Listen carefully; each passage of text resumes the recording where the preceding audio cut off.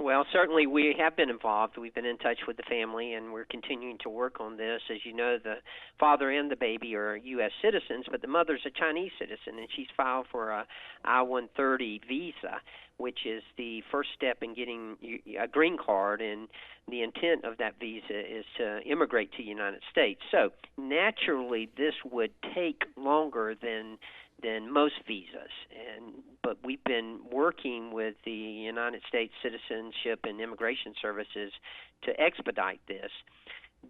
The delay is being compounded somewhat by what's going on with the coronavirus, and that adds kind of another layer of difficulty to the situation. But this is the type visa that really does take time. So we've been in touch with the family. We're working in conjunction with Senator Perdue's office, doing our best to expedite this as quickly as we can.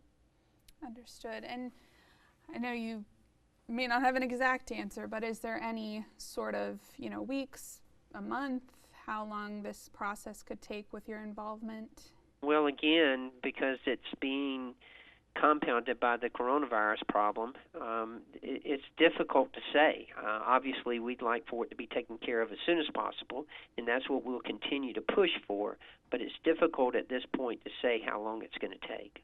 Okay. And is it yourself and Senator David Perdue? Is there any other lawmakers involved in this? At this point, those are the only two offices that I'm aware of, but we'll keep pushing it and keep pushing to USCIS and see if we can't get resolution to this as soon as possible. Great. And I know you were listening in with Secretary Azar today. Is there anything, from there you can kind of tell us any preparations that are happening? This family is a concern, but I'm sure there are others who are worried about family in China or, back home. What's going on here? Well, I just got out of a hearing with Secretary Azar, and of course we're doing in Health and Human Services and is doing everything they can, and along with the other agencies that are involved in the preparation for what could potentially be an outbreak here of the coronavirus. They're doing everything they can to prepare for it. They have requested $2.5 billion, $1.25 billion of that being in new money, and the other being transferred from some other areas. And they have requested that as an initial request. It's important to note that that's what they feel like they need at this time to prepare for the coronavirus potential outbreak here. However, if they do need more, they'll come back for more, and we'll grant them more. That's very important to understand. So I'm very confident in where we're at right now and the work that HHS and the other agencies, CDC, are doing in preparing us for this. All right.